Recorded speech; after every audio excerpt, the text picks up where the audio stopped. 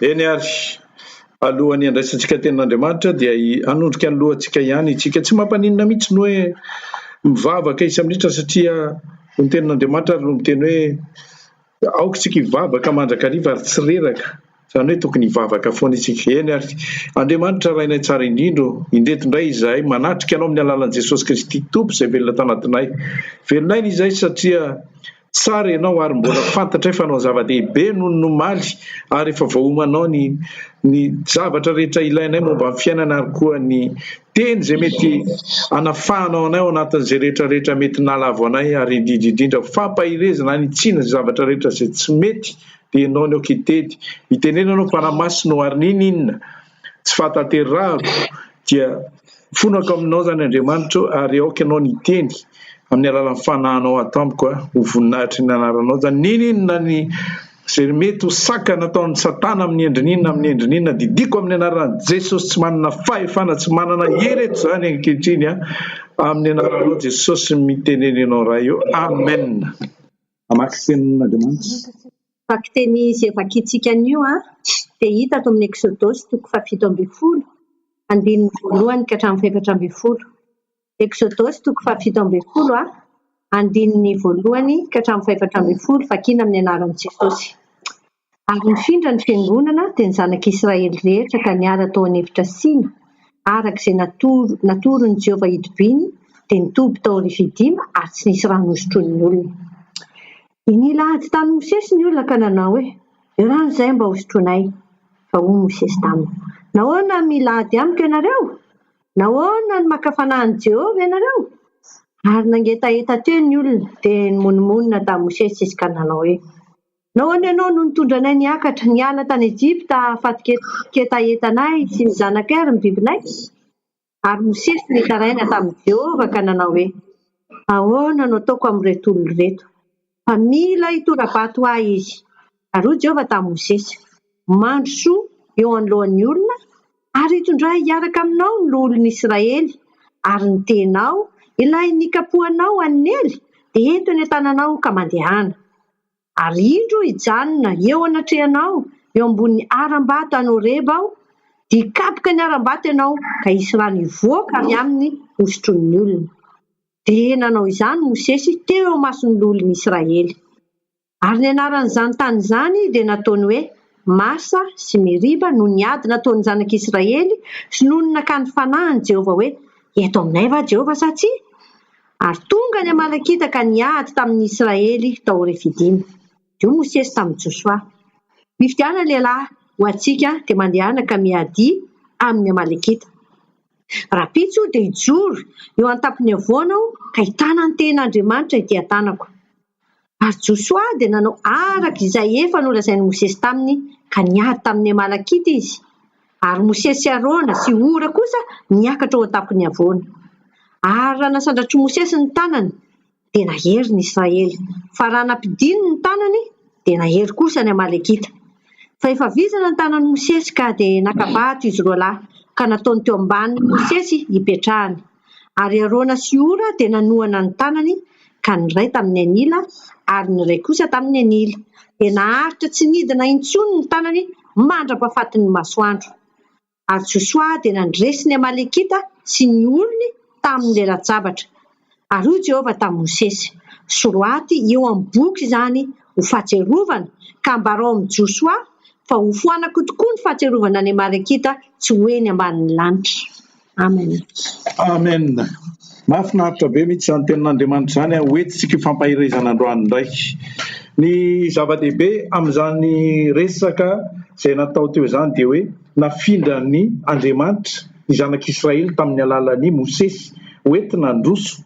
Kanefa tao anatin'izany zavatra izany dia nisy ny atao hoe karazana épreuve tonga tena hoe fiainantsika kristianina amin'izao andro izao mihitsy izany zavatra ho raisintsika androany izany.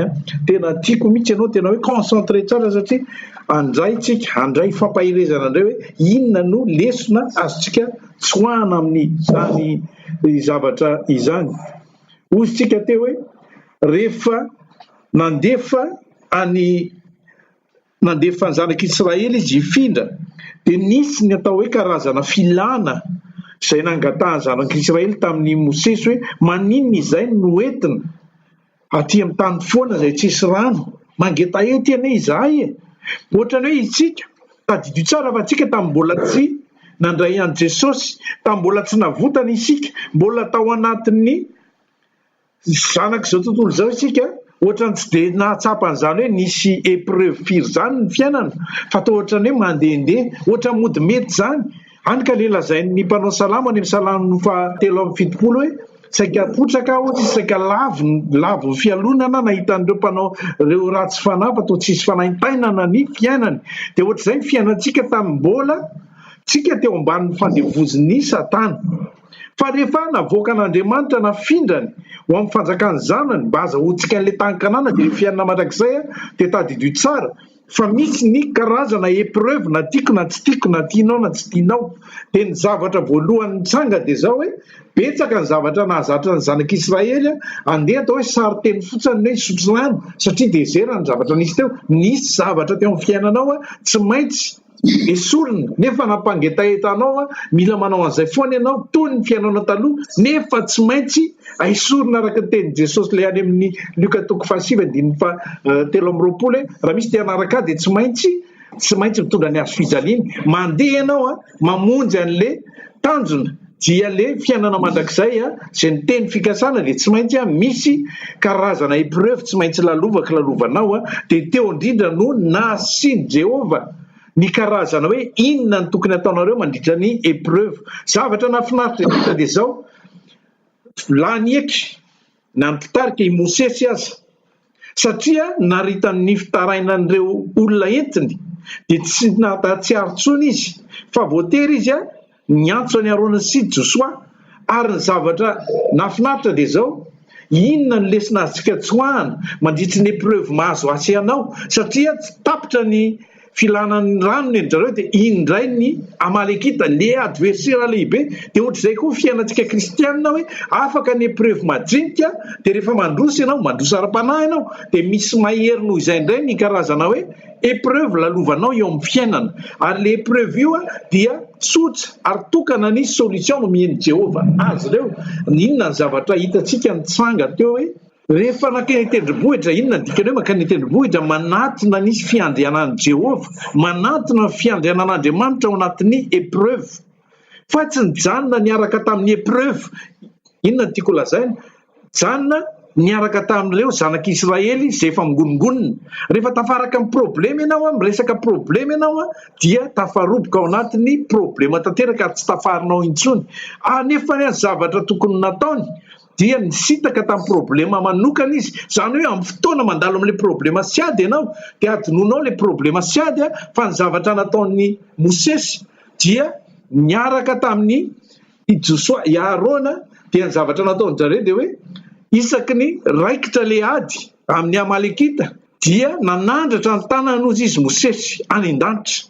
Ary rehefa reraka izy mandresy izy, rehefa manandratra ny tanany amin'Andriamanitra, fa rehefa reraka ny tanany dia midina. Ary rehefa midina ny tanany dia resy nahery indray ny Amalekita. Zay filazan'ny tenin'Andriamanitra vakitsika teo, nahery indray ny Amalekita. Zany hoe isaky ny manasandratra ny tavanao an'Andriamanitra ianao dia mihetsy le problème anao, fa isaky mijery le problème ianao dia mahery le problème anao. Zay foana mahatonga le hoe aza ny problème anao ny resahana, fa resao ny problème anao, satria lehibe le ao anatinao noho ny problème anao. Ny tanany Mosesy dia symbole ny hoe enao misaotra an'Andriamanitra.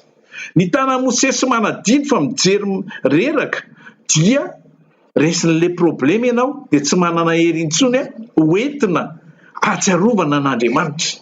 Ndre mandeha nisy tantara anankiray nafinaritra be, satria ny olona moa amin'izao andro faran'izao dia mieritreritra foana hoe tena misy marina ve le Andriamanitra fa atao ohatran'ny matetika le kristianina raha natao tena ohatran'ny andalovany zavatra problème ary ao anatin'ny ohatran'ny hoe azo lazaina hoe tafitavelo ao anatin'ny olana. Tena tsy misy Andriamanitra, fa raha misy Andriamanitra dia manino? Zay tsara nataon'ny olona anankiray tamiko hoe raha nisy Andriamanitra anao izy le vazata ty dia ahoana ny olona ao anatina boina anankiray ozy izy avy any Malaisie 300 personnes misy zazakely ao no avelan'ny tsingidina any le avion avelan'ny hopotika avelan'ny tsita fa naninona azy ny ankizy naninona azy ny olona tao raha Andriamanitra tena mahery sy tia Andriamanitra fitiavana izy tsy namela an'izany mihitsy ary tsy lozan'izay misy mpivavaka ao anatiny io dia zao ny zavatra nitranga ndre mandeha misy rangahy anankiray kristianina tsy dia tena hoe mpivavaka be izy fa kristianina mpandeha am-piangonana efa naniry ny volombavany dia ny volony koa naniry satria avy nanao mission izy dia nandeha tany amina salon de coiffure anankiray efa reanareo le tantara fa ho averiko ihany indray dia noho rehefa tonga tao amin'ilay mpanety izy dia sady manety ny volony eo le mpanety dia mandeha ny resaka divers moa dia farany tonga amin'ity hoe fa maninona raha ty fiainan'ity ohatra miratsy foana na mivoly ty ohatra ny tsy dia misy toatra ny olona me mahantra dia sendra tafatevitra le kristianina hoe efa lalan'Andriamanitra io dia izy inona tsara ozy izy le mpanety fa ahoana koa ny ianao hiteny Andriamanitra raha misy ny Andriamanitra ao ozy izy mandeha any ianao za ozy izy miteny hoe tsy misy Andriamanitra dia ozy izy le client hoe fa ahoana ny tenenanao hoe tsisy Andriamanitra ary dia namaly le mpanety hoe andana mivoaka itsy avelany atsotsany ianao ozy izy dia ho hitanao hoe ahoana reo olona matory amin'ny tany ahoana reo mahantra be dia be ahoana reo olona tsy mihinan-kanina tsy manatrano ahoana ty karazana loza be dia be famon'ololona ity raha misy hoe Andriamanitra izay ivavahanareo izay heverinareo fa tena hoe mahay zavatra rehetra maninona tsy miampese an'ireo izy dia lasa tsy nahateny moa ty le anankiray tsy nahateny satria araka lazaiko anareo hoe mbola olona kristianina tsotra izy kristianina tsotra fotsiny izy fa tsy tena hoe kristianina tena mianatra na hoe liana be amin'ny baiboly dia zavatra nataony ohatra nahery be loatra le bomba nataon'le mpanapa-boly hoe aza mieritreritra an'izay Andriamanitra ianao fa raha mieritreritra Andriamanitra ianao ozy izy tokony tsy ohatr'izao ny fiainantsika zanak'olombelona fa ahoana misy mifamono mizera bomba risy ary dia resy lahatra tsy manana argument moa ty farany dia lasa vita ny natao dia lasa izy mivoaka noho rehefa mivoaka nefa izy nahita le lazain'ry mpanapa-boly tokoa reto olona le tsy mihinan-kanina ety avelany ety petraka amoron-dalana dia nahita anankiray rangahy anankiray izy miankin-drindrina le rangahy miankin-drindrina sady lava volombava be no ny volony lava be mikorotana be maloto be tonga saina tapika izy fanomeny fana tolotsaina hoe andeha hiverina any amin'le mpanapa-boly hiverina ozy izy dia zao ny zavatra nyteny tao amin'le mpanapa-boly hoe tena tsy miexiste amin'ny mpanapa-boly eto ambonin'ny tany dia hoe inona koa zany teneninao zany tsy miexiste mihitsy mpanapa-boly ianao ary ozy izy vao nitapahako voly teo dia ozy izao ny lazainy raha miexiste amin'ny mpanapa-boly dia tsy misy reny olona lava volombava be ny ivelany reny tsy misy reny olona lava volo maloto reny fa tapahana daholo ny volony reny dia zao ny nataon'le mpanapa-boly hoe zany misy eto fa reo tsy tonga manatona mandondombaravarana dia ve zay mivalina ozy izy Andriamanitra misy fa le olona no tsy manatona azy Andriamanitra misy fa ny olona no tsy manatona azy ny tiana ho lazaina amin'izany dia hoe ao anatin'ny épreuve anankiray ny olona anankiray eo ny tokony hamantarany hoe misy ve ilay Andriamanitra sa tsisy mampiavaka ny olona mahafantatra an'Andriamanitra sy ny tsy mahafantatra an'Andriamanitra ny olona mahafantatra an'Andriamanitra dia hoentina hampandroso kokoa amin'ny finoany ny fisian'ny épreuveny raha mahita ianao ny atao hoe épreuve na fizahan-toetra dia tsy maintsy lalovan'ny kristianina tsirairay avy satria ten'Andriamanitra no milaza an'izany ozy izy amin'ny Jakoba toko voalohany 12 sambatra izay olona maharitra amin'ny fakapanahy fa rehefa voazahatoetra izy dia ndray ny satry-boninahitry ny fiainana izay nolazain'ny tompo omena azy izay tia azy inona dika zany le satry-boninahitra tsy raisinao androany fa le satry-boninahitra rehefa tonga Jesosy zany hoe alavenira ny atao hoe satry-boninahitra dikan'izany dia tsy maintsy misy ny atao hoe fakapanahy épreuve misy ny atao hoe fizahan-toetra mandra-pitonga an' Jesosy tsy gaga ianao zany raha misy ny karazana hoe épreuve isan-karazany mandalo eo amin'ny fiainanao satria tsy maintsy izay ny fiainantsika kristianina zay tsy maintsy ho ataontsika kristianina fa ny zavatra azo antoka dia hoe efa fantatsika zany rehefa namaky tenin'Andriamanitra dia efa fantatsika fa tsy maintsy isy zany. Ahoana ohatsy izy Petera voalohany toko faefatra andininy faha 12. Petera voalohany toko faefatra andininy faha 12 dia milaza an'izao ny tenin'Andriamanitra hoe azagaga ianareo rahalahy noho ny fizahan-toetra mamay zay mahazo anareo, fa tsy maintsy isy zany hoe tsy maintsy misy na tiako na tsy tiako, fa ny zavatra azo antoka dia ny torolalana nomen'Andriamanitra teo amin'ny nandalovan'ny Mosesy no tokony ho ataontsika. Inona no ataoko zany? Manoloana ny atao hoe épreuve lalovako. Ny épreuve tsy maintsy misy ozy tsika, ary tsika tsy tokony ho lavy ny épreuve. Raha Mosesy zao tsy niakatra teny amin'ny tendrombohitra, tsy nandeha mivavaka, dia niara-ndroina tamin'ireo olona zay tsy nahatoky, zay milaza hoe tsy nalao ve zay tany Egypta ihany, fa maninona no nentina hovonoana tany dezera zay tsy misy rano, fa maninona fa nga tsisy rano no tany, tsisy tany ivelomanaina, tsisy fasana ve any no entina ty zay, dia lasa ndrona tao izy fa alaony mihitsy no nisitaka. Dia ianao koa rehefa mandalo ny épreuvenao dia misitaka amin'ny fotoana kely ny sainao, miala amin'ilay preuve lalovanao io, fa miandrandra. Inona ilay atao hoe miandrandra? Dia teneniny ny soratra masina isika any amin'ny Tesalonianina voalohany toko 5:7 hoe misaora an'Andriamanitra ray amin'ny zavatra rehetra, fa izany ny sitrapon'ny anareo ao amin'ny Kristy Jesosy. Dikan'izany dia manoloana ny olana misy anao dia fisaorana natao fa tsy fimenomenomana, fisaorana natao mba ahafahan'Andriamanitra miasa eo amin'ny toeranao, satria amin'ny anao zany no misoratra dia Andriamanitra indray no miditra an-tsehatra. Zay le atao hoe fatokisana le Andriamanitra zay ivavahanao. Tsika dia nampianarina mihitsy hoe sambatra ohatra izy ny olona zay matoky manao an'i Jehovah ho tokony, satria matoa ianao misaotra azy dia mbola matoky azy zany hoe izy no hiasa, izy no amahany olanao. Ho an'ny olona zay matoky an'i Jehovah izy dia ho tahiana foana tahaka ny olona ohatry ny azo ambolena eny amoron'ny rano izy dia mamoa amin'ny fotoana rehetra na amin'ny andro mamay ary izy dia mbola mamoa foana, zany hoe tsy maketraka anao, tsy mahafaty anao ny zavatra rehetra zay mety ho lalovanao eo amin'ny fiainana. Any ka misy ny any amin'ny Jakoba toko 1:2-4 dia zao ny tenin'ny soratra masina hoe ry malala ozy izy atao fifaliana avokoa rehefa azony fakapanahy isan-karazany ianareo. Rehefa azo fakapanahy maro isan-karazany dia atao fifaliana. Fa maninona no atao hoe fifaliana? Rehefa ianao tsy azony fizahan-toetra dia manontania tena hoe fa maninona zany tsy mba voazahan-toetra? Zany hoe efa isan'ny nivelana zany ao anatin'le tsy mila zahana-toetra tsony, fa efa olona na za anisan'le le miadana, le lazaintsika teo tamin'ny Salamy 73 teo hoe tena hoe miadana ohatrany tsisy fanahintainana amin'ny fiainana, kanefa tsika dia natao tsy nihino azy aminy fa iray fahoriana amin'ny Kristy kosa ny tenin'ny soratra masina, fa zay no zavatra fiainantsika ety amin'ity fiainana mandalo ity. Inona ny zavatra tokony hotsoahana ny amin'izany rehetrarehetra zany? Le Jehovah Andriamanitra tadidio tsara le raintsika dia mitsindro anao isan'andro anandro. Any Petera voalohany toko 7:12 dia milaza hoe maso ny tompo dia mitsindro ny marina, ary ny sofiny mihain'ny fitarainany, fa nitavan'ny tompo atesitra amin'ny mpanao ratsy. Zany hoe ianao zany tsy miovaova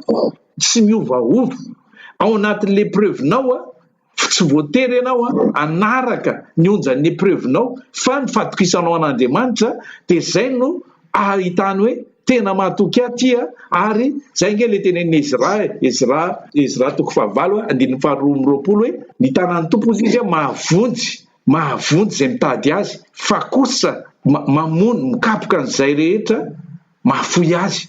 Zany hoe tsika zany plus ao anatin'ny épreuve eo indrindra tokony hoe hikaran'ny finoantsika, eo indrindra tokony hamantarantsika hoe matoa misy ty épreuve ty dia misy zavatra tsara ao ataon'ny tompo aorianan'izao. Fa maninona moa no ohatran'ny rehefa nandinika taloha, nandinika ny tantaran'ny zanak'Israely sy ny Pharaon manomboka any amin'ny andininy 10 juska amin'ny andininy 7 ny Exodosy, dia ohatrany hoe avotsitra kely ny zanak'Israely dia amena hery indray satay Pharaon, dia avotsitra kely indray dia amena hery indray, dia ohatrany hoe milalao zany ve le Andriamanitra?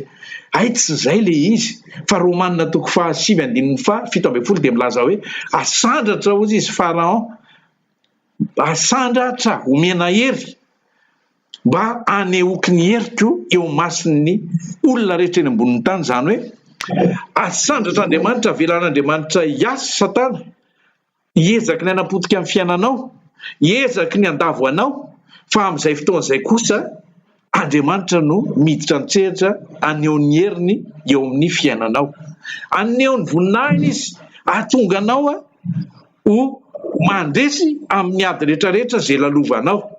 Tsika dia mazava ho azy fa hoe manino ny Paoly rehefa miresaka dia fisaorana foana, isaorana ny Andriamanitra izay mitondra anay mandresy toy ny mpandresy mandrakariva ao amin'i Kristy Jesosy. Ianao zany dia tadidio tsara hoe tsy maintsy ny ao anatin'ny saina dia hoe rehefa mahita an'le preuve zany dia hoe misy antony io zavatra io fa ny fiafarano io tsy hoe resy fa ny fiafarano io dia mandresy ao amin'i Kristy Jesosy, satria zay le dessin anao, zay le zavatra ho ataon'Andriamanitra momba ny fiainanao. Tsika ozy dia kristianina mbola miandry an'le atao hoe fiverenan'i Jesosy, mandrapahatonga an'izay dehibe ny karazana testa, karazana fizahan-toetra. Tadidio tsara fa ianao rehefa klasina manomboka classe de 3e dia misy ny atao hoe examen blanc foana angamba izay isaky ny 3 mois, dia amin'ny farany fin d'année amin'izay misy ny BPC. Tsy tovy velively mihitsy ny épreuve ataonao amin'le premier trimestre sy ny trimestre sy ny BPC dia izy rehetrarehetra. Rehefa miakatra foana dia any amin'ny bac indray ianao, dia miamafy foana koa mba zay ianao vao libéré ho tonga amin'ilay université, dia ataoko hoe université ny fikasana hoe oviana mba ho mpianatra université zany, zay le fikasana taloha. Dia nefa ao anatin'izay mbola misy zavatra lalovana be dia be, dia ohatran'izay koa le teny fikasana hoe azo ny fiainana mandrakizay, mbola misy ny épreuve tsy maintsy lalovako isan'andro ny ao amin'ny fianarana.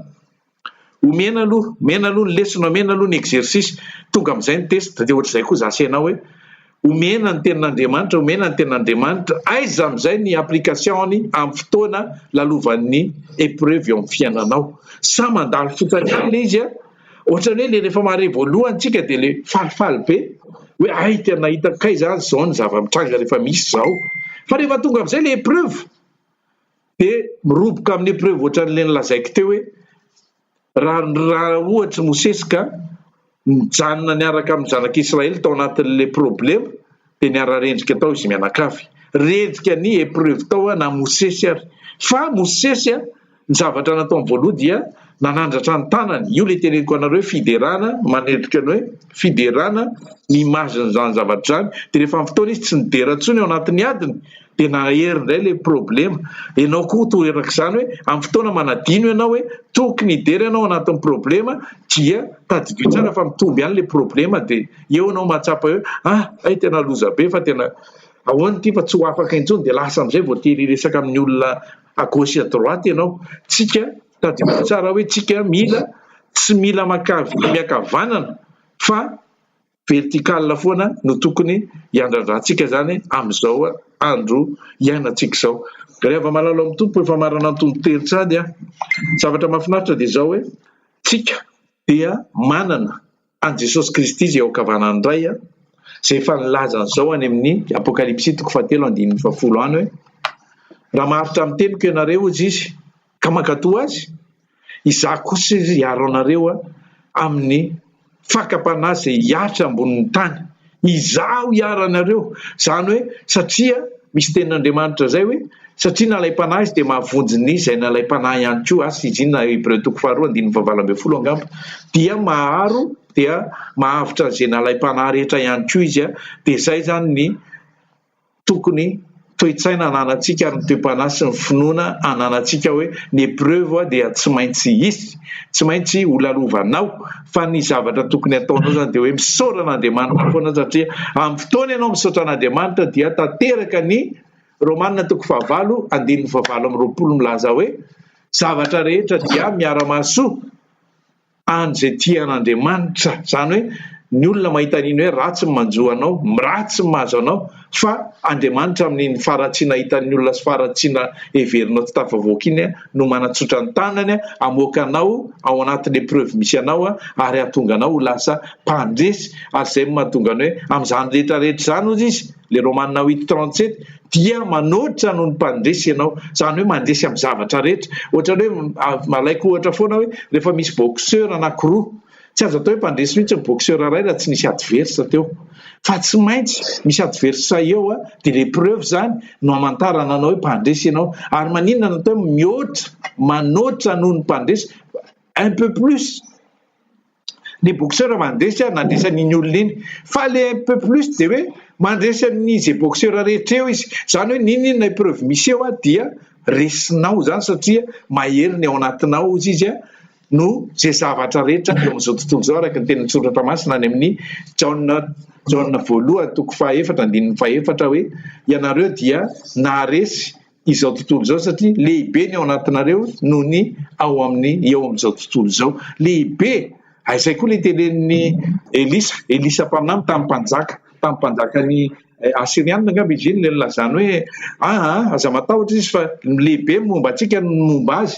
Zany hoe ohatr'izay koa ianao, ny antsika tsy no momba antsika ihany fa ny ao anatintsika mihitsy ny lehibe noho ny eo amin'izao tontolo izao.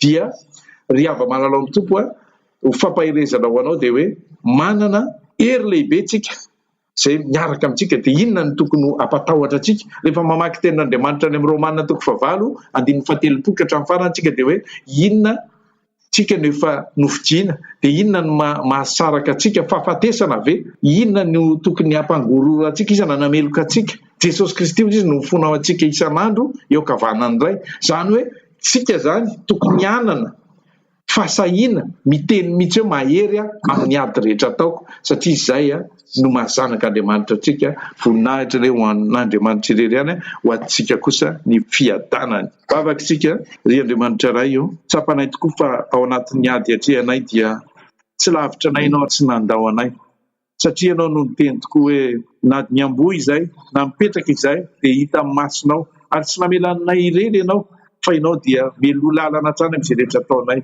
Zany rehetrarehetra zany dia noho n'ilay fitiavanao sy noho n'ilay Jesosy Kristy velona izay hoentinay mandritra ny androm-piainanay etỳ an-tany. Ankehitriny dia saotranao satria vita soamatsara ny fampahirezana, satria ny teny rehetra naloka amin'ny vavanao dia hoentina nitsiana izay diso ary hoentina nanarana aminay tsirairay avy. Saotra indrindra raha eo amin'ny anaranao Jesosy, amen.